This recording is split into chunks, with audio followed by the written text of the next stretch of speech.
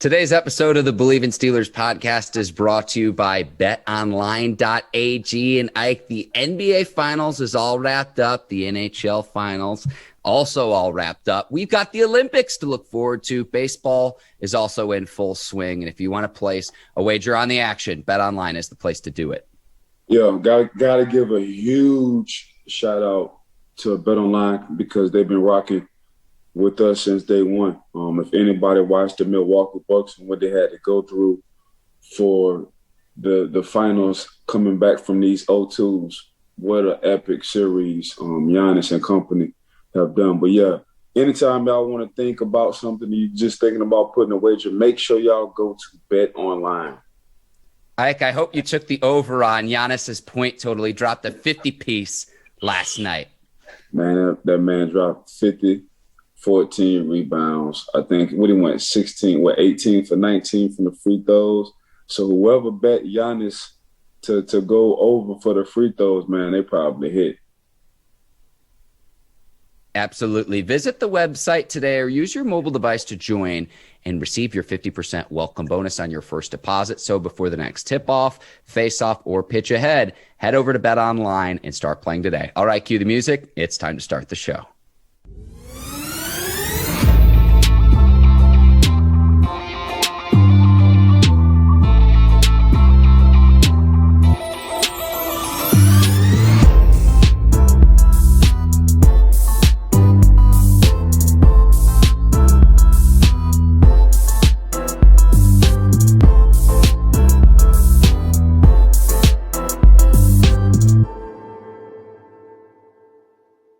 Welcome to another edition of the Bleav in Steelers podcast on the Bleav Podcast Network. I'm your host, Mark Bergin, joined as always by my guy, two-time Super Bowl champion and 12-year veteran of the Pittsburgh Steelers, Ike Taylor, IT. The Steelers opening training camp this week. It's music to my ears.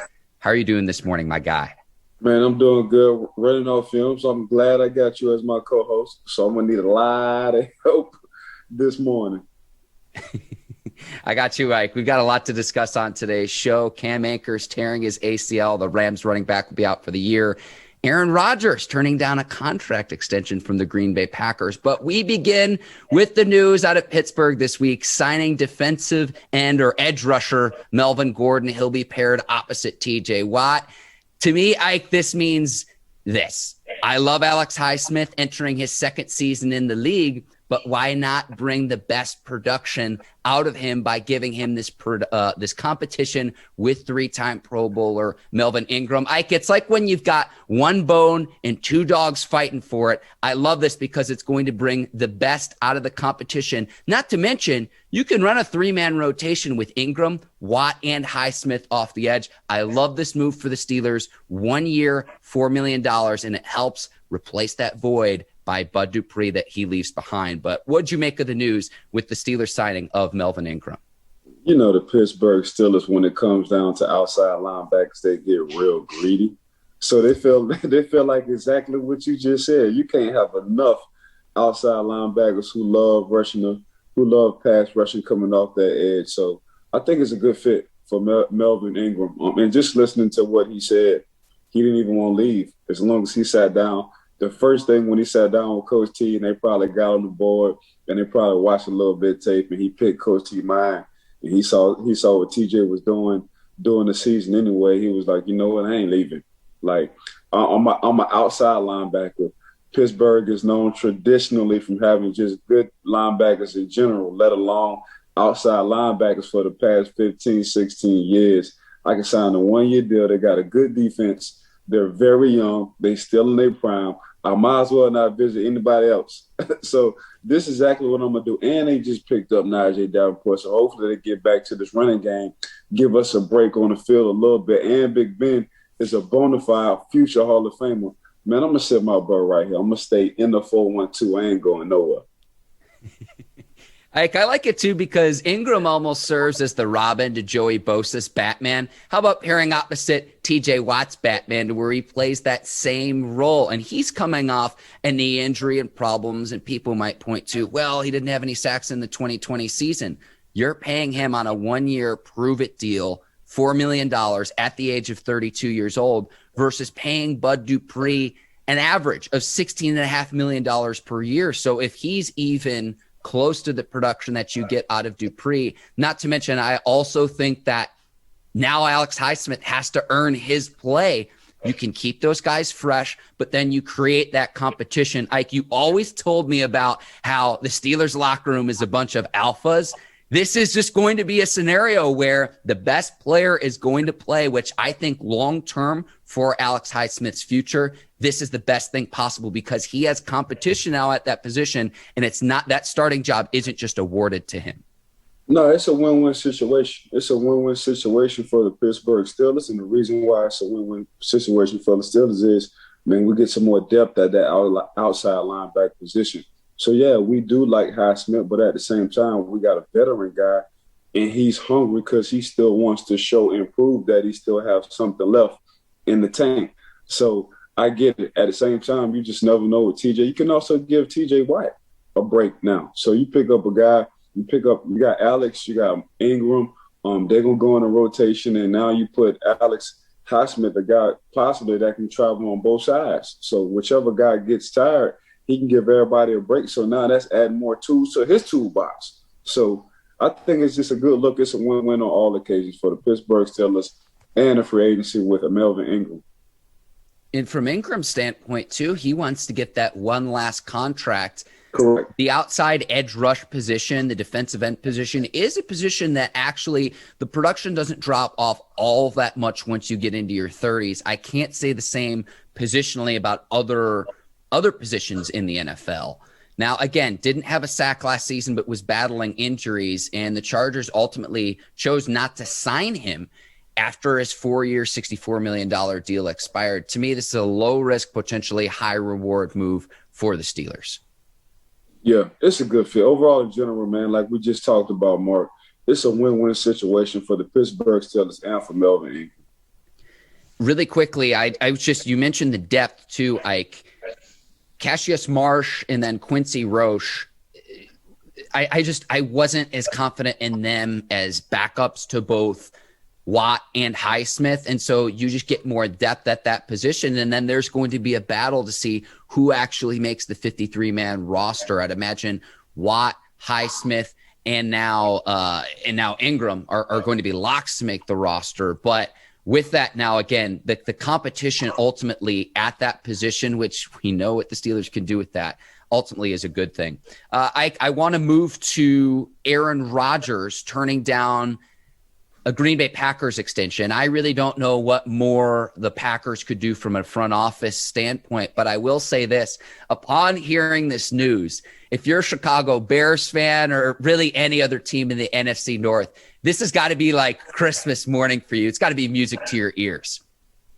Yeah, I mean, AR-12 just turned out possibly being the highest paid player. We ain't talking about quarterback, player in NFL history. So that's just letting you know right there, man, I don't care how much money y'all throw at me. I just don't want to be a Packer. I don't want to deal with this organization. I don't want to deal with these coaches. I'm sorry, teammates, but I got somewhere else to go, and I'm just not happy. So for, what was it, 70? I think it was 70 for 2 years. They was going to give him 70 for 2 years. They was going to add on 70 for 2 years for his contract. And he was like, nah, no, I ain't tripping. So for Aaron Rodgers to do that, I have no idea now, Mark, what he's thinking and where he wants to be. But I do know he do not want to be a Green Bay Packer. That is evident. And I heard something where it was like, well, this really doesn't mean anything until we get to the regular season. And I'm going to push back against this with this. This is the first time in Aaron Rodgers' career, he's 37 years old, that he did not show up for voluntary OTAs. So I think he means business, and I don't know how long this is going to play out because the Packers front office have reiterated and maintained that they are not going to trade Aaron Rodgers. So at what point does it reach that fork in the road? Because we've seen it at a standstill at this point, but this report that leaked out this week, to me, it's not about the money.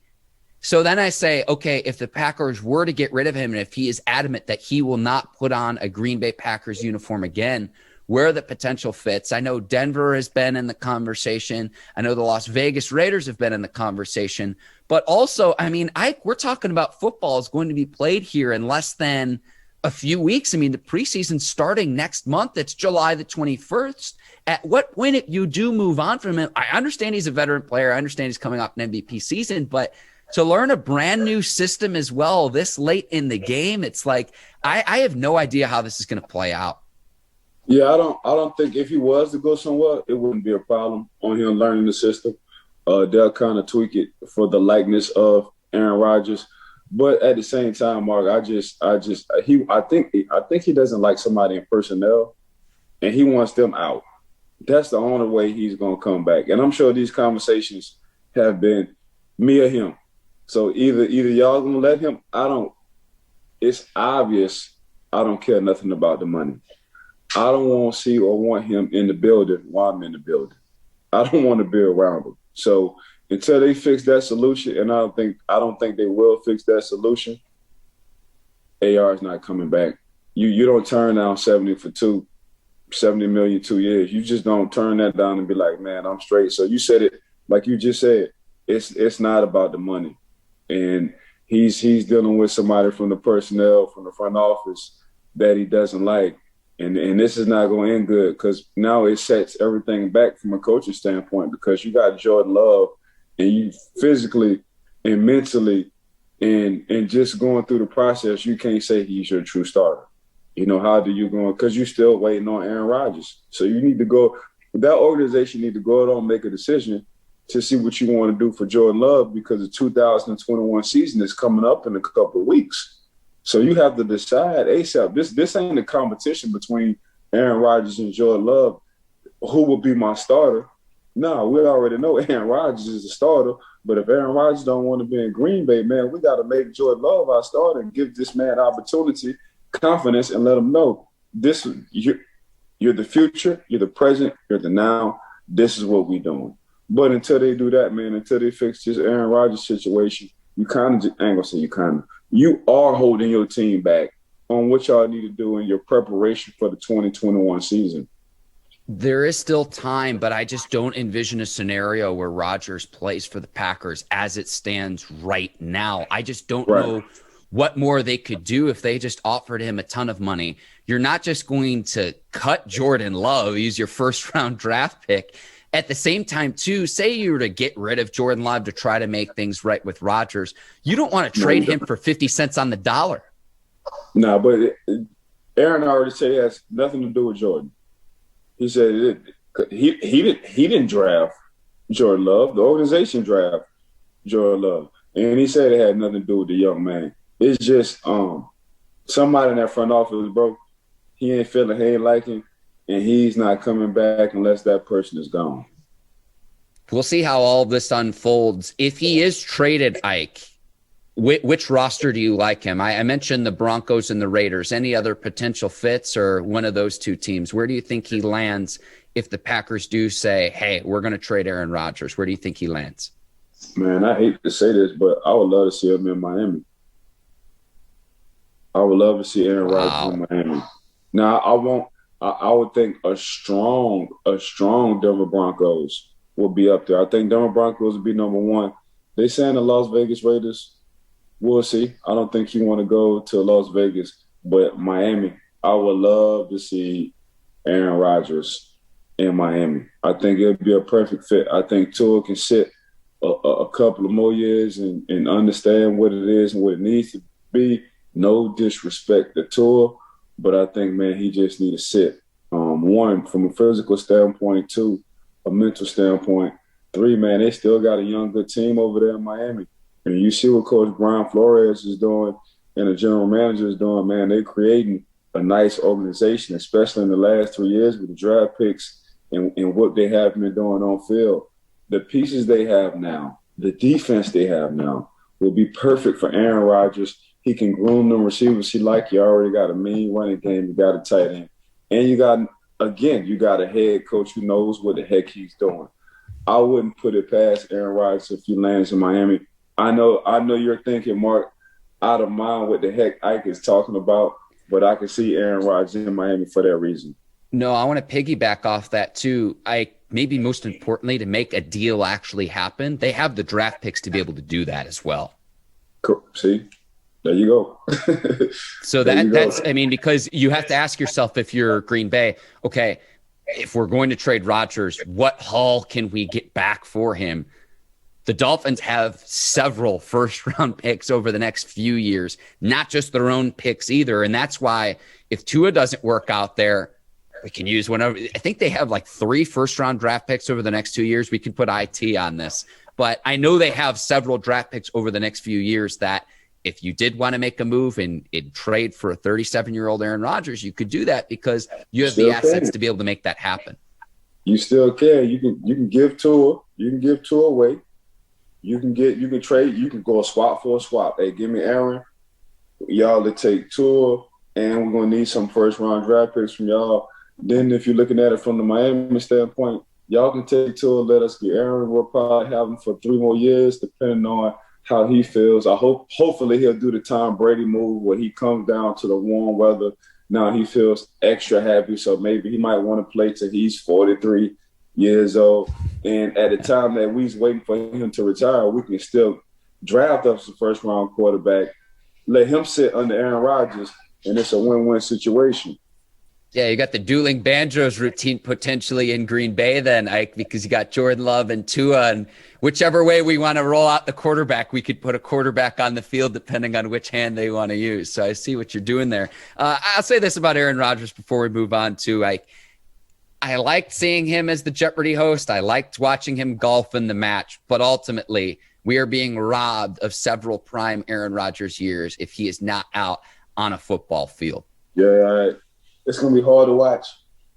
It's going to be hard to watch football if Aaron Rodgers ain't playing because he's been throwing spectacular for a minute now. Yeah, he's been throwing. And this is, listen, anyone watching this on YouTube after the fact, this is coming from a player who lost to Aaron Rodgers in the Super Bowl as well. Oh, yeah. So I think that speaks volumes about what you just said too, Ike. Nah, when you talk about Aaron Rodgers, you ain't even got to say the whole word, man. Aaron Rodgers is spectacular. you ain't got to say too much. That's how good that young man is. That's how talented he is. I remember the first time you told me about his performance against your Steelers teammates. You said, Mark, he's in the Matrix. And I remember the first time you used that slogan, it was just like, man, that's one way to describe it. Man, in that Super Bowl, we just came back to the sideline and coach, I remember Dickie was like, really, y'all playing hell of a defense. he just in the Matrix right now, so there ain't really nothing we can do. Hopefully he'll calm down, but keep doing what y'all doing. I mean, that young man, Aaron Rodgers, for that Super Bowl, when we played him, he was definitely in the Matrix. That's why we said, oh, yeah, this guy right here is spectacular. We will go from one NFC team to another. Rams running back Cam Akers tears his Achilles. And Ike, I know the Rams some consider them the favorites to win the NFC West this upcoming season. Sean McVay finally gets his quarterback in Matthew Stafford. But I'll say this, people forget that Todd Gurley wasn't doing a whole lot. He's been hampered by injuries throughout his career. Still a free agent, by the way. The Rams bring in C.J. Anderson off the street, and he puts up crazy production for them. I don't want to downplay the Cam Akers injury. At the same time, just given what you could bring someone else in who can kind of help fill that void. But C.J. Henderson. Yeah. But we know that like the NFC West is going to be a gauntlet. So to lose your leading rusher, I don't know. I feel bad for him. I saw he put his tweet out yesterday saying that he's going to be back and he's a good soldier and everything too. I wish him a speedy recovery because I'm really excited to watch this Rams team, this Rams offense led by Stafford, McVay, and company. Well, he gave a lot. Everybody be talking about Cam Akers. Just how I know Cam Akers was balling. Because everybody I know in these fantasy leagues, there was like, man, he won me Super Bowls in my fantasy league. But hopefully Cam Akers, can shake back and bounce back ASAP from this Achilles injury. I watched him at Florida State. I didn't think he was going to be this good. And he wound up coming to the league, and he tore the league up. I think he averaged yards from scrimmage. It was 113 yards of scrimmage when he started. Don't forget, though, he he sat out early because of injury. You know, that's one of the reasons why he didn't go to full, 16 games, because he was injured at first. But then when he came back, man, he came back like his hell was on fire. He was tearing the NFL up. He was given reason why people started to talk about the LA Rams and why Sean McVay was able to do a little bit more than he would if he didn't have Cam Akers. Because, man, he came out of nowhere. And he was Mr. Consistent week in and week out. Now, hopefully he comes back and takes his time for next year, because that Achilles is nothing to play with, right? But they do have a running back in DJ Henderson. I think he had like 425 yards last year, and I was spotting him as well. They had a good 1-2 punch going last year quietly, but now you get Matthew Stafford, and I think that's all Sean McVay wanted, was a quarterback who can pick up, who I can give my full playbook to. My personal opinion. I think Jared Goff was on the leash, and Sean McVay could only do so much. That's why they relied heavily on Cam Akers, and Cam Akers, with that zone running they do, in a misdirection running they did last year, helped them out a lot.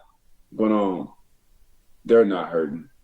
My personal opinion, Mark, I don't think they're hurting. I saw what DJ Henderson did last year, and coming fast forward to this year, before Cam got hurt, I was saying, man, the LA Rams is about to have a nice 1-2. There was going to be the NFC version of Kareem Hunt and Nick Chubb's, what they're doing in Cleveland. But hopefully he'll get back ASAP, man. Take his time, because that Achilles ain't nothing to play with, like I said earlier. But the LA Rams, since they have Matthew Stafford, bro, that beautiful mind of Sean McVay, it's about to be spectacular. Well, I'll say this. The running back ranking supremacy is dependent upon this. And here's what I mean. Florida State, Dalvin Cook, Cam Akers. Georgia had Todd Gurley and Nick Chubb. So which university reigns supreme as running back is dependent upon how quickly Cam Akers can return to the field. So Correct. When he comes back in 2022, I do wish him a speedy recovery. With Matthew Stafford, Ike. Oh, man, I know you saw the clip of him throwing the no-look. I hope we get some no-look passes from that Matthew Stafford that makes I'm looking the wrong way. I got to look this way to make sure I'm looking at you here. I hope it puts Patrick Mahomes' no-look shenanigans and Aaron Rodgers' no-look plays to shame. And I think we only got a small taste of it. We only got a small taste of it in Detroit. Now that he's with a brilliant offensive mind with Sean McVay, the possibilities are endless. And I'm really excited to see what he can do with other formidable talent around him this upcoming season. And like I said, that NFC West is going to be a gauntlet. Oh, yeah.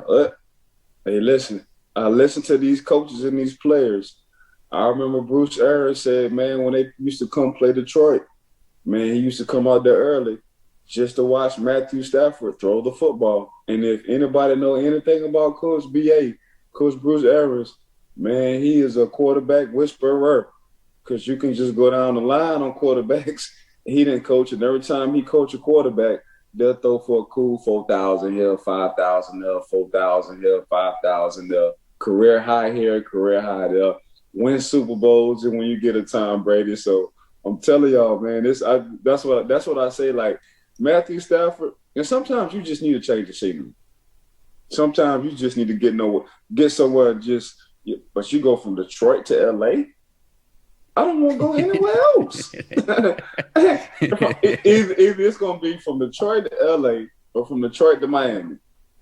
Well, Detroit to LA, that's the reverse Blake Griffin, Ike. Right. Right. That's a whole nother topic. Oh, man. I think that's pretty much a wrap for our show here this morning, Ike. Next week's show, we've got a special guest in the works. I'm going to just leave it at that because we're still working out scheduling. But Steelers training camp is going to get underway this week. The action starts next month with the Hall of Fame game. I know you're going to be there. I know they released the schedule of the speakers as well. So Troy Polamalu, Bill Cowher, Bill Nunn, several Steelers going in, Alan Faneca. I can't even keep track of all of them. And this is just one Hall of Fame class we're talking here, Ike. Goddamn greatness. I can't wait to be a part of this goddamn greatness. I was able to catch Bill Nunn before he left, talked to him a while. He was a soft-spoken guy. He was a pioneer on draft in the 70s and going to the HBCU schools. RIP, rest his soul, Bill Nunn was able to be a part of a Super Bowl with Coach Cowher. Shout out to Coach Cowher. Alan Faneca, a.k.a. Red, because he has red hair, was able to watch one of the baddest offensive linemen in the game. And Troy, TP3. We call him TP3 because Father, Son, and the Holy Spirit, that's Jesus' little brother. So, man, I was just surrounded by greatness, man. I can't wait to be with the boys again. Did you just make that up on the spot, Ike? Or is that? Yeah, might as well. I want to give a shout out to the Bleav Podcast Network, the folks over at Brinks TV, John Brinkus, Courtney Vargas, our sponsor Bet Online, and Ike, to you, you're the absolute best. I love doing this every single week. Man, just to piggyback so I can, I guess, re-say the same thing you just said, but huge shout out to the Bleav Podcast for giving Mark and I an opportunity. Big shout out to Bet Online for just betting on Mark and I and sticking with us. Huge shout out to Miss Courtney and the Brinks family. Want to give a shout out to my dog right here, Mark Bergin, as well, man. Just became family. So that's what it is. Make sure y'all subscribe and give us a 5-star rating because we just some 5-star guys, just plain and simple. Just like you like to go to a hotel and you check the ratings, it got to be a 5-star. As soon as you tune into this Bleav and still a podcast, it's a 5-star. So make sure y'all rate and review and give us some good comments too. But we got a special guest coming next week. Like Marky Mark said, man, we just tuning things in. So stay tuned. For Ike Taylor, I'm Mark Bergin. Thank you for listening to the Bleav in Steelers podcast. We will see you next week. Take care and so long, everybody. Peace.